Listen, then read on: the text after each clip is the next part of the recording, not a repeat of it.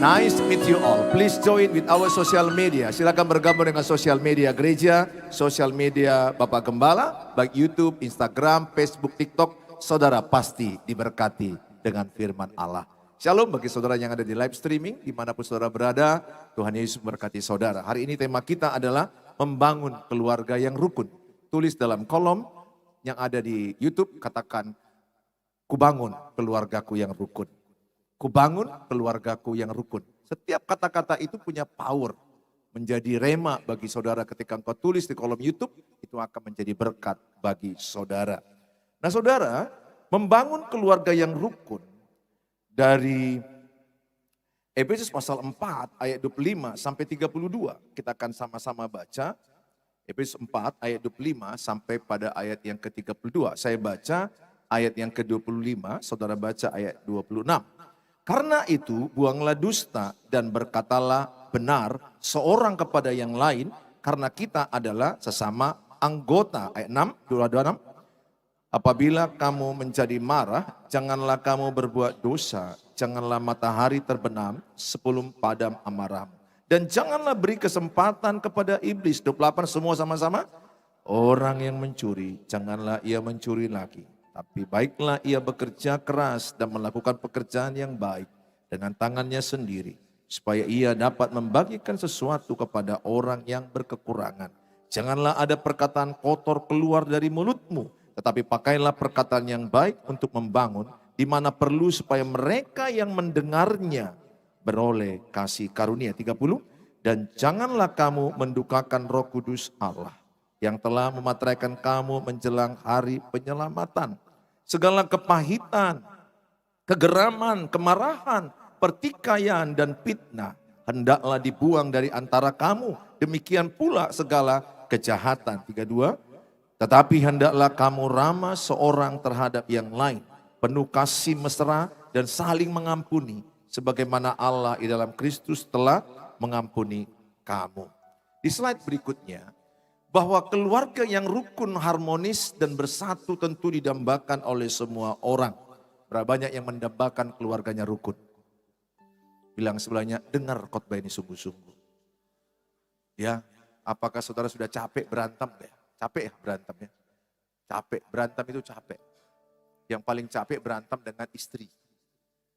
Kalau saya berantem dengan istri itu paling capeknya itu di kamar jumpa, di toilet jumpa juga, mau makan jumpa dia, di mobil dia lagi. Kalau berantem dengan temanku pendeta, paling aku nggak usah jumpa. Kalau berantem dengan tetangga, ya udah kurang cakapan. Berantem dengan pasangan, berantem dengan anak, waduh nggak enak. Berantem dengan menantu pun nggak enak. Yang enak itu rukun. Maka Tuhan bilang Mazmur 133 yang paling baik itu keluarga rukun. Bukan keluarga kaya. Banyaknya orang kaya tapi nggak rukun. Rumahnya kayak neraka. Nggak ada kata sayang pasangan-pasangan. Berantem. Coba lihat sekarang ini anak-anak nyaman ngomong dengan kawan-kawan di luar, betul? Masuk ke rumah nggak nyaman. Lebih parah lagi, banyak suami-suami nyaman ngomong dengan istri orang. Tapi jumpa istrinya capek dia. Aduh Tuhan kok masih hidup yang satu ini. Capek dia. Capek loh, ada suami yang capek lihat istri, ada istri yang capek. Ada juga istri nyaman dengan ngomong dengan eda-eda lain. Tapi dia ngomong dengan suaminya, aduh gak nyambung. Gak nyambung, pokoknya lihat wajah suaminya yang ada energi negatif. Sayang ya, sayang sekali. Padahal keluarga itu kalau saudara rukun, saudara janji Tuhan ayat 3, Mazmur 133, kesanalah Allah memerintahkan berkat. Sebenarnya keluarga rukun itu gak mengejar berkat, dikejar berkat. Katakan keluarga rukun dikejar berkat. Bilang sebelahnya, keluarga yang berantem berkat jauh. Tanya sebelahnya, keluargamu rukun atau berantem? Jawab di hati masing-masing. Kita akan belajar apa saja kunci untuk membangun keluarga yang rukun. Percayakah saudara, kalau makan pun pulang dari siang-siang ini kan enak dengan orang yang rukun kan? Kan gak enak makan dengan orang yang bawanya sungut, berantem, rewel, aduh rasanya ayam itu hidup lagi. Kita senang kalau kita makan dengan rukun damai. Nah saudara, poin yang pertama. bagaimana supaya keluarga kita rukun. Yang pertama dikatakan adalah berkatalah benar dan menjaga perkataan. Efesus 4 ayat 25, ini penting sekali, nggak ada bohong. Di antara suami istri kalau ada bohong, pasti nggak rukun. Kalau saya bohongi istri saya, pasti nggak rukun. Pernahkah saya membohongi dia? Pernah. Dan saya gelisah, kapan nanti bohongku ini ketahuan. Yang paling tenang itu hidup orang jujur. Yang paling gelisah itu hidup orang bohong. Dan biasanya kalau orang bohong itu kita lihat matanya, dia nggak berani lihat mata kita. Itu ciri orang bohong. Jadi kalau ada orang kita sanksi dia bohong, lihat aja matanya. Kalau dia bohong, bola matanya bergerak-gerak. Tapi kalau dia jujur, dia berani menatapmu dengan benar. Saudara, saya mengajak sama saudara berjuang ya. Tidak mudah untuk membangun keluarga rukun, tidak seperti membalikkan telapak tangan. Karena saya sudah melihat bagaimana pernikahan kami hancur, berantem, mau cerai. Anak juga pernah stres, termasuk Jamie, pernah nangis, minta supaya permintaan dia waktu dia masih kecil, dia minta satu aja, kami minta apa? Bisa nggak kalian dua nggak berantem? Bisa nggak papa mama nggak berantem? Rupanya kalau kita berantem, mendam sama mereka. Setiap tayangan kalian berantem itu, anak-anak itu mendam di hatinya. Dan bisa takut menikah. Berakibat parah sama dia. Dan tayangan pernikahanmu dicontoh anakmu, persis 80%. Berjuanglah. Bilang sebelahnya, berjuang untuk rukun. Bilang sebelahnya, berjuang untuk rukun. Wait dulu sebelah itu supaya bangun dia. Berjuang untuk rukun. Amin. Jangan nyerah. Kasihan saudara anak-anakku nanti. Dalam Efesus 4 ayat 25 dikatakan saudara. Karena itu buanglah dusta dan berkatalah benar. Seorang kepada yang lain karena kita adalah sesama anggota. Janganlah ada perkataan kotor keluar dari mulutmu. Tetapi pakailah perkataan yang baik untuk apa? Membangun. Ayat 29 Pak. Efesus 4 ayat 29. Pakailah perkataan apa? Dikatakan ayat 29 sama-sama kita baca. Satu dulu ya. Janganlah ada perkataan kotor keluar dari mulutmu. Tetapi pakailah perkataan yang baik untuk membangun. Di mana perlu supaya mereka yang mendengarnya beroleh kasih karunia. Selain tidak boleh dusta, kalau anakmu dusta, yang rugi anakmu dan dirimu sendiri. Tanamkan sejak dini, anak-anak itu bicara jujur dengan perasaannya. Ini yang miss dari banyak pernikahan dan keluarga. Anak itu tidak berani bicara apa adanya perasaannya ke orang tuanya. Coba bangun di dalam berkeluarga itu supaya kuat keluarga. Salah satu kunci utama komunikasi. Komunikasi kuncinya itu apa? Nyaman. Apa arti nyaman? Enak nyampeinnya. Sehingga nggak perlu ditutup-tutupi yang di hatinya. Ada banyak keluarga anak itu nggak nyaman sampaikan kepada ayah ibunya. Baru dia sampaikan sedikit perasaannya, bapak udah marah. Mama udah marah. Akibatnya anak mendam. Akibatnya anak mendam amarah. Ada juga suami istri nggak nyaman ngomong. Nanti kalau aku sampaikan meledak. Istriku nanti kalau aku sampaikan ke suamiku meledak. Akibatnya dia nyimpan, kami nyimpan. Dan akibatnya rumah itu tidak ada rasa nyaman. Rumah yang kuat, keluarga yang kuat kalau ada komunikasi keterbukaan. Kemudian ada rasa nyaman dalam berkeluarga. Kemudian ada komunikasi yang membangunkan anggota-anggota keluarga. Bukankah kadang-kadang kita bisa lemah dalam hidup ini? Bukankah kita bisa gagal dalam hidup ini? Cobalah ciptakan suasana yang saling membangun dalam keluargamu. Terutama ya, ketika pasanganmu gagal. Ketika anakmu gagal, hadirlah dalam hidupnya. Ini sangat penting sehingga anak-anak itu kalau sudah nyaman menyampaikan isi hatinya, maka dia akan menjadi orang yang percaya diri. Nah saudara yang saya kasihi, saya mengajak setiap saudara, pertama, belajar juga memperkatakan sayang kepada anggota keluargamu. Siapa di sini yang sering bilang sayang sama pasangannya? Angkat tangan. Selamat pagi. Saya mah sering nggak? Berlebihan malah. Overdosis. Saya hanya bisa bilang sayang sama dia dan anak-anakku. Saya nggak bisa bilang sayang sama anak gadis lain. Apalagi sama istri orang lain. Bukankah Alkitab bilang begini, Roma 10 ayat 17 apa katanya? Iman timbul dari pendengaran, pendengaran akan firman Tuhan. Berarti apa yang kita dengar itu yang keluar, betul? Nah, kalau aku sering bilang sama istriku sayang, yang timbul di hatiku apa? Sayang, betul? Dan kalau yang timbul di hatiku sayang, maka perilakuku perilaku apa? Sayang. Gak mungkin kubentak, karena aku sayang. Anak kami siap pudan, namanya si Miko.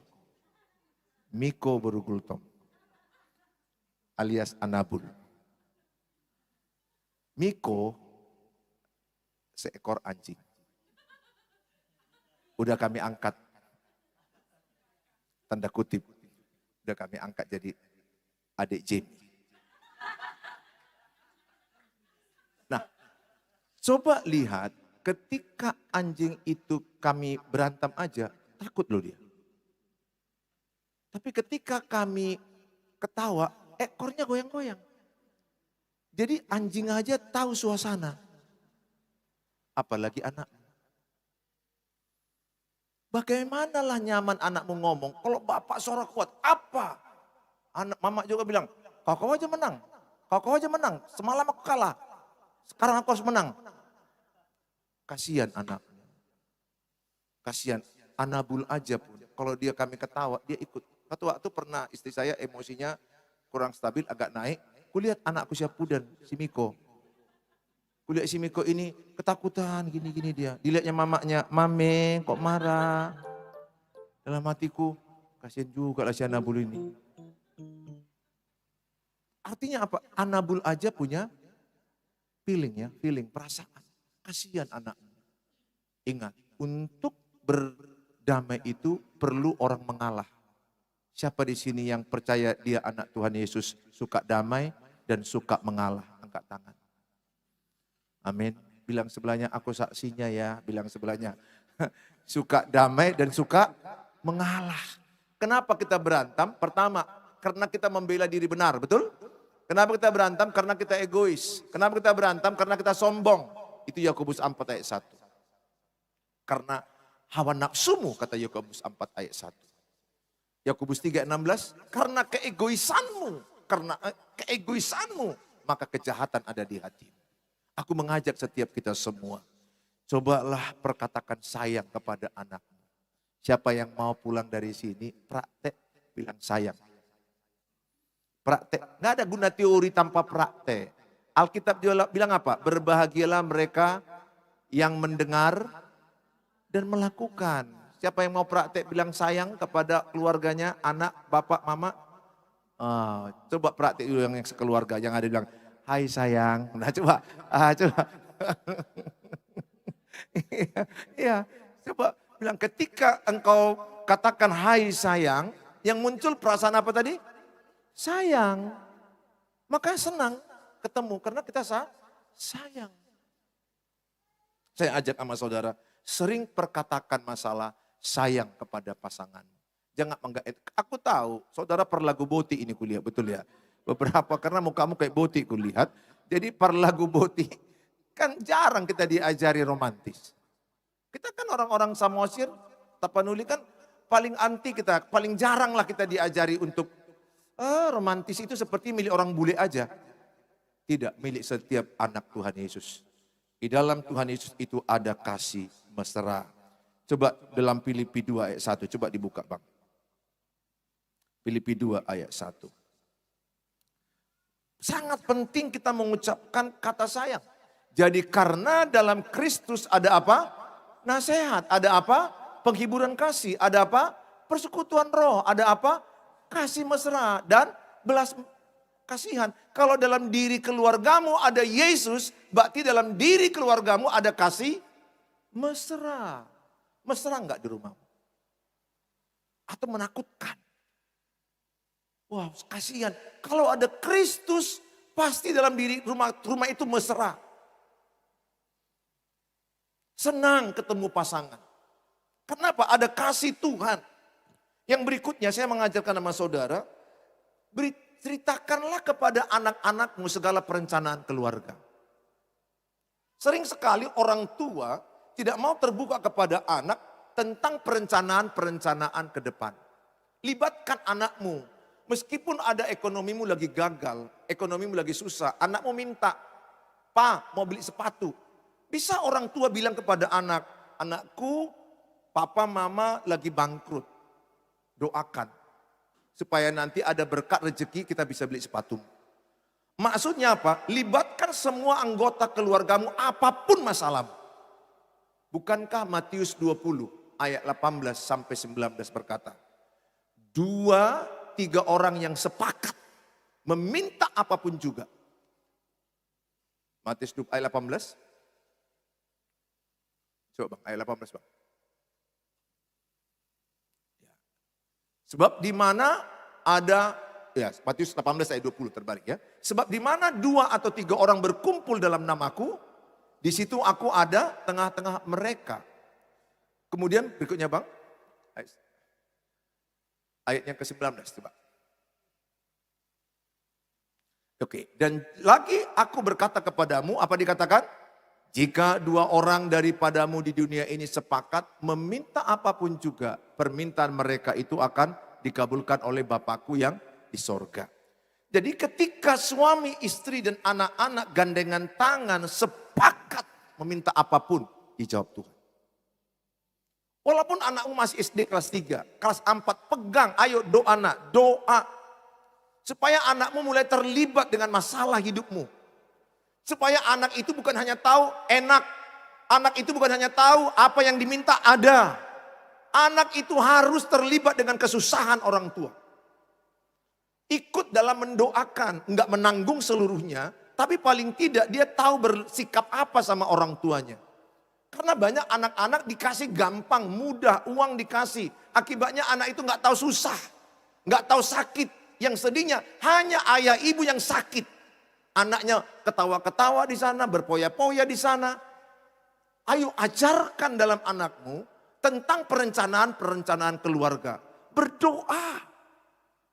Libatkan. Supaya kalau ada masalah keluarga kita, kita kuat.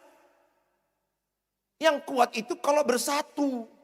Bukankah kadang-kadang masalah keluarga ini kan banyak ya. Jujurlah masalah keuangan, pernah gak kita susah? Pernah ya, dan susah. Saya juga pernah sama istri beberapa kali mengalami tahap itu.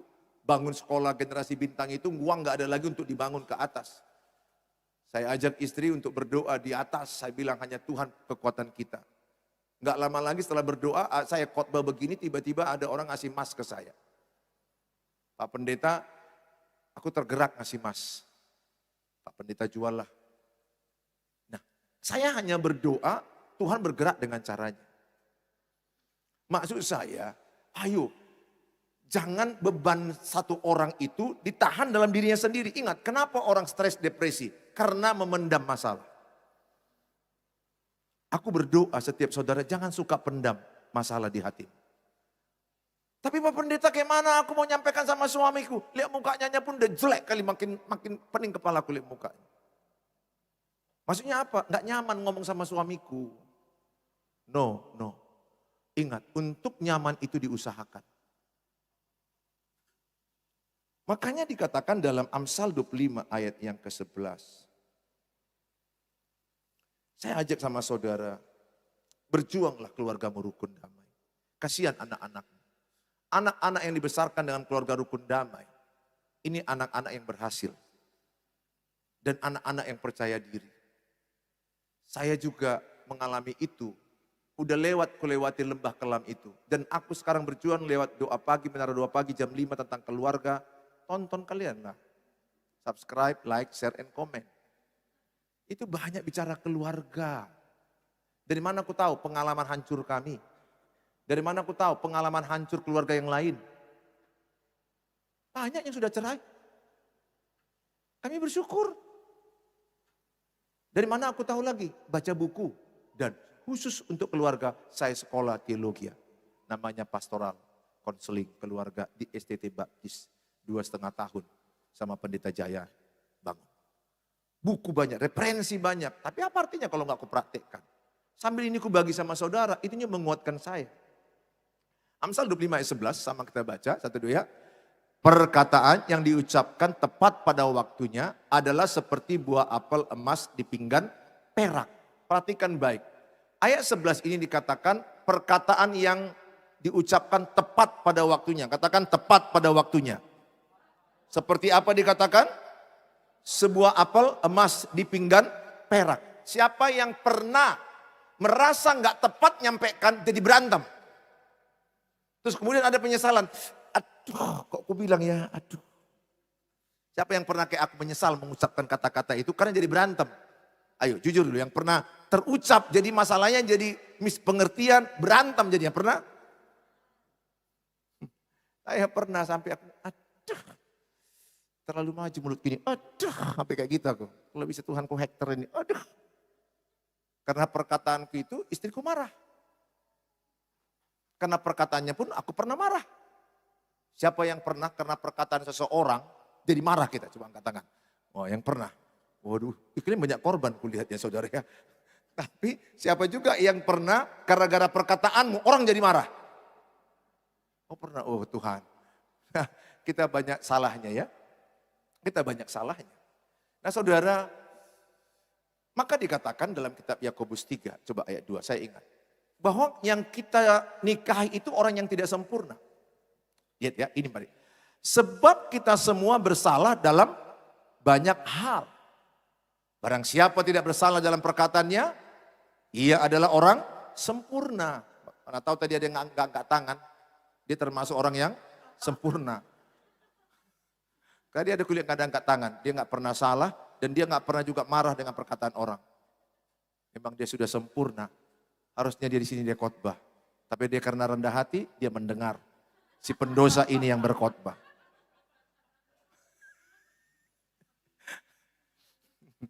Izinkanlah si pendosa ini ya, oleh kasih karunia Tuhan, sedang belajar terus. Maka dikatakan yang dapat juga mengendalikan seluruh tubuhnya. Berarti begini, suamimu banyak salah enggak? Oke. Dirimu banyak salah enggak? Banyak. Banyak. Jadi yang kau nikah itu orang yang banyak salah. Jadi kalau dia salah, ampuni. Yang kau nikah itu bukan orang sempurna. Istriku ini orang yang banyak salahnya. Betul? Betul. Suamimu ini banyak salahnya. Kenapa kami bisa bertahan? Karena mengampuni. Kenapa orang gak bertahan? Karena tidak mengampuni, maka cerai. Apapun salah pasanganmu, kalau engkau ampuni, rumah tanggamu bertahan. Itulah hebatnya pernikahan Kristen. Dasarnya apa? Kasih Kristus. Itu Efesus 5 katakan, bahwa dasarnya itu kasih Kristus. Mengampuni, maka nanti pulang dari sini sadarilah, aku banyak salahnya. Lebih jelas Roma 3 ayat 23. Bahwa kita ini manusia yang berdosa. Karena semua orang telah berdosa. Berarti yang kau nikahi itu orang apa? Berdosa. Yang di sebelahmu itu orang apa? Lihat kan muka-muka berdosa. Tapi oleh kasih karunia Tuhan diampuni. Jadi saya sadar ketika istriku ada salahnya. Aku berpikir memang udah sesuai dengan Alkitab ini. Banyak salahnya ini. Dan aku juga banyak salahnya. Dasarnya itu Alkitab tadi, Yakobus 3 ayat 2. Jadi gak perlu koreaktif. Ingat ya, ada 4 cara keluarga menangani masalah. Tadi saya setuju bahwa semua keluarga pasti ada masalah. Yang pertama, ada keluarga kalau ada masalah, bawaannya F pertama, fight, berantem. Suara tinggi. Kemudian banting pintu, kata-kata kasar, kata-kata kotor, kata-kata sembrono. Ini F1, fight. Katakan fight. Kutanya, siapa di antaramu yang masih kalau ada masalah modelnya fight apa? Apa? Wah, ini ciri-ciri orang yang banyak terluka di hatinya. Luka batin, inner child. Masa kecilnya pernah dikurung di kamar mandi oleh mamanya mungkin. Ditolak, diusir, dibandingkan, gak diakui anak. Ingat kata Alkitab, apa yang keluar dari mulut, keluar dari hati. Kalau dari mulutku melukaimu, karena hatiku banyak luka. Kalau dari mulutku menyakiti istriku, karena di hatiku banyak sakit, luka. Kalau dari mulutku banyak meracuni dia, kau jelek, kau sial, kau istri macam apa kau? Kok bisa pula kau istriku? Contohlah ini. Kok bisa kau pula istriku? Sial, kau masih banyak yang bilang. Perhatikan baik, kenapa? Racun. Apa yang keluar dari mulut, keluar dari hati. Hatimu itu tabungan. Kasihan. Rumah itu jadi sedikit ada masalah, suara kuat-kuat. Marah, berantem. Yang lucunya, ibadah jalan, berantem pun jalan. Kalau ini memang aku kepentingan, kalau aku gini-gini, bisa kalian pula ibadah banyak, berantem pun banyak. Manalah cocok menurut Matius 5 ayat 9. Coba buka Matius 5 9. Berbahagialah orang yang membawa damai sejahtera karena mereka disebut anak-anak Allah. Kita melihat orang, lihat dari wajahnya damai kita. Kalau kalian lihat orang mukanya menakutkan, enggak ciri anak Tuhan. Kalau kau payah senyum, itu bukan anak Tuhan. Bahasa Bataknya labok membering buhin yamat tahun katanya. Itu bahasa Batak artinya, kok enak ya lihat wajahnya. Senang. Kan kita senang ya melihat orang kalau senyum. Tapi kalau lihat suami istri, Allah. Kau duluan atau aku? Apa? Aduh, suami istri itu harus belajar senyum. Ingat, kasihan banyak rumah yang masih menyelesaikan masalah F1. Fight. Cocoknya dikirim ke timur tengah. Ya, berantem habis saudara. Waduh Tuhan Yesus. Ingat ya, jadi kalau suamimu kau lihat ngamuk-ngamuk, masa kecilnya terluka. Belum sembuh. Masa lalunya tersakiti. Banyak cerita gelap masa lalunya. Banyak kelam. Saya waktu lihat istri saya ngamuk-ngamuk, saya tanya sama dia. Ma, ini tapi nanyanya jangan pas ngamuk-ngamuk. Kan tadi perkataan yang tepat bagaikan emas, apel emas di atas pinggan perak. Apel apa? Emas. Perkataan yang tepat. Jadi waktu dia marah-marah, ya aku nggak nanya lah. Nanti tanya lah, kalau dia marah sekarang apa yang kulakukan? Cuci piring. Betul mah? Betul. Nggak aku jawab, karena aku tahu dia lagi pelepasan. Dia nggak butuh penjelasan waktu itu, nggak butuh. Jangan ya, suami-suami kalau istrimu marah nggak butuh kau jelaskan. Kurang kerjaan kau menjelaskan itu. Kalau kau menjelaskan, ku katakan kepadamu, engkau memberikan bensin kepada dia. Apinya udah gor-gor. Udah mulai hidup, kau kasih bensin itu. Udah menyala apinya. Kau kasih bensin, apa nggak terbakar? Aku dulu bodoh seperti itu. Dia lagi marah, kau jelaskan. Ya nggak kayak gitu loh ma, nggak kayak gitu. Walaupun aku benar, tetap itu bensin kau kasih sama dia. Dia hanya butuh didengar, diperhatikan, disayangi. Dan dia butuh pelepasan. Dan kau menampung, oh Tuhan. Pergogo imam kuat. Iya, sampai beban emosi negatifnya keluar. Maka seorang suami yang kuat itu kalau dia kuat berdoa. Kenapa aku bisa kuat? Udah lama dia gak emosi. Waktu itu dia emosi berapa tahun yang lalu dia marah. Yang paling gak ada itu marah pas di mobil. Kan gak ada tempat pelarian. Kalau di rumah kan bisa pura-pura ke toilet, pura-pura ke tangga. Bisa kan cari-cari pelarian kan, pura-pura nyiram bunga kan ini. Ini di mobil gimana lah aku larinya ini ya. Udah artinya apa? Udah skakmat ini ya sudahlah. Memang inilah salib itu kan begitu saudara.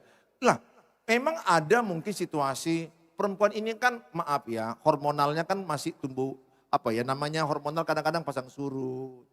Ya nggak stabil. Kemudian perasaannya banyak emosi negatif yang lagi dipikirkan sekolah. Ada hal lah. Kan kalian ini kan makhluk perasaan, makhluk hormonal, makhluk histeris. Nah saudara, ya perempuan kan rata-rata kan emosional. Nah itu dulu ya, itu udah lama. Ketika dia marah, aku jelaskan, aku tanya sama istriku. Waktu mama marah, aku jelaskan bahwa aku benar ini, aku benar. Aku yakin yang benar, artinya pada cerita itu dia nggak tahu persis kasusnya, tapi dia langsung. Nah, saya benar betul dan aku punya data bisa bukti gitu. Tapi andai aku benar dan dia lagi marah, aku jelaskan kira-kira itu air atau api? Api. Api. Api. Berarti waktu dia marah begitu dia nggak butuh apa? Penjelasan. Jawab secukupnya kalau ditanya. Nggak perlu. Toh juga dia akan reda sendiri. Ya, latihan kocon, kan mau menikah ini, udah mau menikah. Ketawa, karena aku udah lewati itu. Semua wanita akan begitu mengalaminya, kebanyakan. Tapi suatu waktu dia akan tumbuh kembang seperti istri saya semakin stabil, makin stabil, makin stabil. Suami itu membantu istri stabil. Menstabilkan emosi pasangan adalah suami, bukan istri menstabilkan emosi suami. Terbalik itu. Tapi kenyataan lebih banyak istri yang menstabilkan emosi suaminya. Udahlah Pak, jelek kali kok kayak gitu. Nah, makin marah dia saudara.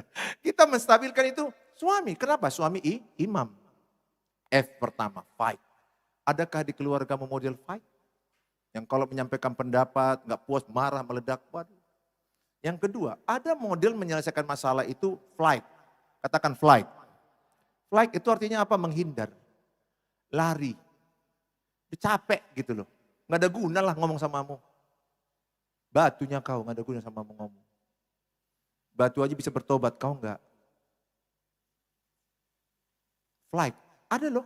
Jadi suami lari dengan perempuan lain, istri lari dengan laki-laki lain. Dan akhirnya pergi ke tempat lain, minum, alkohol, narkoba, larian lah. Flight, dia udah menghindar dari konflik keluarga. Padahal keluarga tadi adalah kumpulan orang-orang yang banyak dosanya, banyak kesalahannya. Tapi kalau berkeluarga dengan kasih Kristus bisa diatasi. Makanya ada sporing. Adakah pernah dengar anak sporing? Ada sporing 3 hari. Ada 3 bulan. Dia bilang, antu apa di rumah ini? Pergi dia lari. Ada suami yang sporing. Waduh, jemaat saya yang di YouTube. Ada yang sampai suaminya lari 10 tahun. Pak Pendeta, doakan aku Pak Pendeta. Kenapa Bu? Suamiku udah lari Pak. Mula-mulanya kerjanya dia ke Jakarta. Terus dia bilang di chatnya aku udah betah di sini, kau di sana aja ya.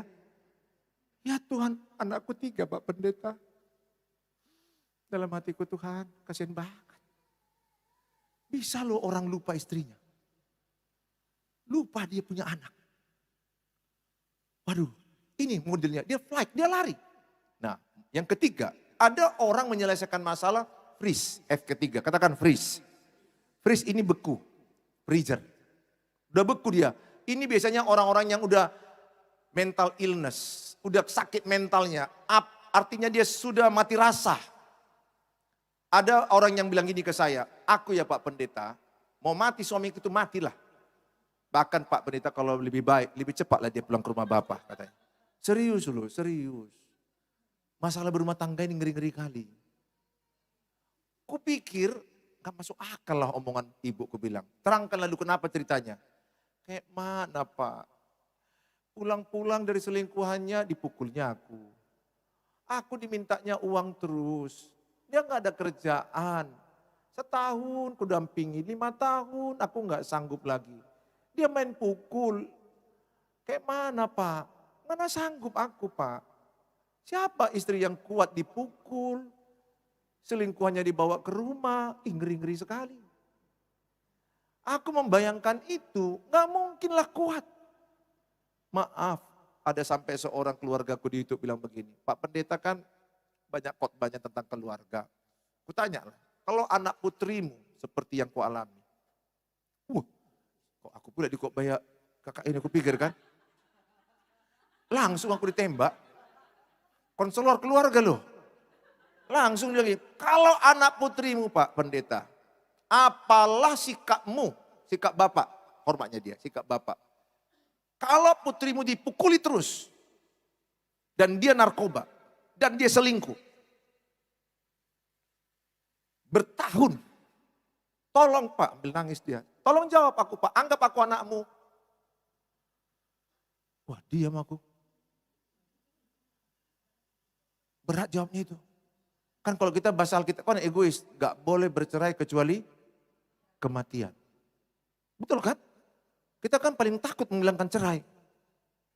Ya, tapi kalau dia bonyok-bonyok kubayangkan ini si Hani. Aduh, udah aku bilang sama menantuku si Salomo Tobing, sekali kau bonyokkan buruku, ku angkat. Nggak usah bertahun. Sekali aja, tak kau gini kan, ku angkat. Tidak kuceraikan. Sampai dia bertobat. Ya dong. Siapa yang mau ayahnya anaknya mati tangan orang? Seperti sepasar ribu menghabisi boru hombing. Kasihanlah. Baru pura-pura gila dia. Sedihlah. Masa anak borumu di tangan pembunuh? Itu orang yang udah freeze, mati rasa. Sampai putrinya melihat itu bagaimana sedihnya. Sampai anaknya laki-laki yang paling kecil itu melihat bapaknya masuk goni. Dan dia akhirnya membuka. Itu kalau nggak salah pandangan cerita yang saya lihat dari televisi. Lebih kurang aku nggak tahu pasti. Maksud saya ada istri mati tangan suami. Saya mengajak setiap saudara. Selesaikan emosi negatif. Yang paling baik itu adalah F yang keempat. Face. Katakan face. Face itu artinya bicarakan baik-baik, doakan baik-baik. Ya, bicarakan baik-baik, doakan baik-baik. Ya, dia pindahkan pas ini. Ya, bicarakan baik-baik, doakan baik-baik. Yang udah saya pernah praktekkan seperti ini. Siapa yang pernah gembung perutnya? Coba angkat tangan. Atau yang lagi gembung perutnya ada? Yang pernah gembung perutnya ya, pernah saya terangkan ini ya. Kalau gembung perutmu paling enak diapakan? Buang angin keluar, betul? Tapi kalau kau keluarkan siapa yang korban? Sekelilingmu lah, ya kalian lah yang korban. Betul? Kalau ku tahan siapa yang korban? Diri sendiri. Maka apa yang kulakukan? Harus kukeluarkan sikit. Kalau kau keluarkan sikit-sikit, kalian sampai ketawa-ketawa, kalian nggak tahu, aku udah keluarkan sikit-sikit. Dan kalian juga ambil ketawa-ketawa udah mengeluarkan juga. Jujur aja, siapa yang pernah gembung akibatnya seperti itu dilakukan? Pernah? Pernah lah, kalau nggak pernah hebat lambungmu. Alah, kita ini kan rata-rata semuanya asam, betul nggak saudara? Rata-rata asam lambung semuanya apa kita? Iya, pernah. Apa artinya? Kalau ada emosi negatifmu, jangan pendam. Anak biarkan nyaman menyampaikan perasaannya.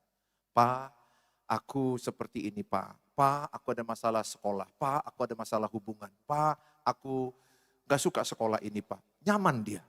Istrimu juga jangan sampai penuh emosi negatifnya. Maka istriku ini kalau di mobil seharian sama aku bilang, cicil. Kayak buang angin tadi kan cicil. Maksudnya ceritakan apa yang gak enak di hatimu. Kalau gak diceritakan dia, suatu waktu bisa meledak gak? Oh, pernah meledak. Meledak. Pernah.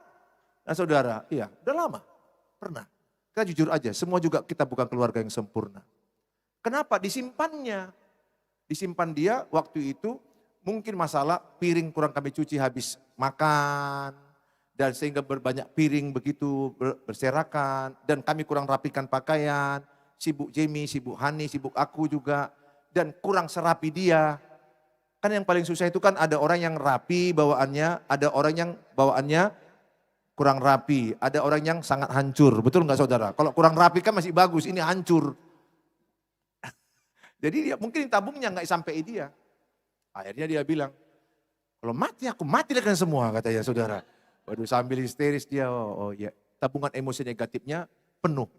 Caranya bagaimana? Suami mau mendengar, cicil. Saya mengajak setiap saudara pasti punya emosi negatif. Sampaikan ke Tuhan Yesus. Nomor satu, Yang kedua, sampaikan dengan nyaman di anggota keluarga. Ingat, kesembuhan mentalmu ketika keterbukaan. Sakit mentalmu ketika engkau mendam. Jangan izinkan kau memendam cerita negatif. At least terbukalah sama pasanganmu. Nggak usah buka sama semua orang. Karena itu masalah pribadi. Terbuka ke Tuhan Yesus. Saya mengajak setiap saudara, jagalah perkataanmu dalam berkata-kata. Jangan, berikutnya. Poin yang kedua tadi, kita akan mengatasi kemarahan. Dalam kitab Amsal 15 ayat yang pertama. Ketika saudara mulai marah, siapa di sini yang masih mau marah? Angkat tangan. Yang masih mau marah. Ada beberapa nggak angkat tangan. Kalau nggak angkat tangan, aku suruh maju dia bersaksi ya. Siapa yang masih mau marah? Angkat tangan. Masih mau marah? Siapa yang mau belajar dan bertekad tidak mau marah lagi? Belajar. Marah, bolehkah marah? Boleh ya, bagus. Tapi pemarah tidak boleh. Itu bedanya ya. Pemarah itu apa artinya? Tukang marah. Pemalas, tukang malas. Di dalam Amsal 15 ayat yang pertama tadi, Bang. Sama-sama kita baca. Jawaban yang lemah lembut meredakan kegeraman. Tetapi perkataan yang pedas membangkitkan marah. Jadi ketika perkataanku lemah lembut, maka istriku emosinya makin reda. Tapi ketika perkataanku pedas, pernah aku pedas, aku juga banyak rusak di hatiku, belum beres, sehingga aku pedas. Ketika dia mengeluh, aku aja memikirkan keuangan ini, capek aku semuanya. Jadi mak semua kau aja, aku rupanya enggak. Aku pun udah kerja, udah capek. Ini serius ini. Mengingat kenangan, mengingat waktu itu. Ingat ketika saya bilang capek kayak ini udah lama. Bilang, saya juga capek. Enggaknya kau capek, aku yang capek. Wah, meledak. Marah. Ingat, ketika bangun pagi hari, semua anak dan suami istri full bed. Kayak HP kan full bed. Waktu keluar satu harian, pulang sorenya low bed. Artinya apa low bed? Sensitif. Siapapun yang lagi capek, sensitif. Siapapun yang lagi banyak pikiran, sensitif. Kita nggak robot. Jadi harus tahu, lihat pasangan. Istriku kalau udah mulai, nggak usah dia marah. Sekarang dia udah jarang sekali marah. Jauh sekali berubah. Karena aku tahu, nadanya sedikit aja naik. Udah tahu aku, oh ini tanda-tanda cuaca tidak bersahabat. Ibaratnya kalau aku pilotnya, aku akan umumkan sama penumpang, cuaca lagi gelap dan mendung. Siapa penumpangnya? Anak-anakku. Betul? Datanglah si Jamie sama si Hani di grup. Kemudian aku juga di WA mereka, kayak mana rumah Pak? Lagi cuaca lagi mendung dan pasang seat belt. Demi keselamatan pasang seat belt. Dan cukup kode itu, ya betul Jamie? Ya itu di situ dia pasang seat belt ya. Dan kami di WA ketawa-ketawa juga, ya pasang seat belt ya. Masuk orang itu, udah jaga-jaga. Ayo ma, udah jaga-jaga. Semua lebih teratur, sepatu pun teratur letaknya. Sepatu, piring pun siap makan langsung cuci. Pokoknya kalau marah istriku, pokoknya kami lebih rapi, lebih apa. Nah saudara, karena dia menteri kerapian dan kebersihan, jadi dia suka rapi dan bersih. Ya syukurlah punya istri begitu. Nah saudara, artinya apa? Ketika kita jawab lemah lembut, maka dia meredakan amarah. Saya kepingin istriku reda amarahnya atau meledak? Ingin reda. Jadi jawabnya aku ramah. Kenapa Pak kakinya gini? Oh iya Ma. Aku gak segan-segan bilang sorry. Bolehkah suami bilang sorry sama istri? Bolehkah anak bilang sorry sama orang tua? Bolehkah orang tua bilang sorry sama anak? Boleh. Boleh sekali. Aku berapa kali bilang sama Jamie, sorry aku salah. Sorry Hani aku salah. Selesai. Karena orang tua tadi banyak kesalahan. Tadi kan ada ayatnya, Yakobus 3:2. Orang tua banyak kesalahan. Kita nggak sempurna. Jadi kita biasakan diri bilang, sorry. Aku rendahkan hatimu. Kalau orang udah bilang sorry kan kita kan enak mengampuninya. Di tingkat Tuhan pun dengan mengaku dosanya kita diampuni. Tuhan aja mengampuni, masa kita nggak mengampuni orang yang sudah bilang sorry. Saudara, saya mengajak saudara baca Yakobus 1 ayat 19. Hai saudara-saudara yang kukasihi, ingatlah hal ini.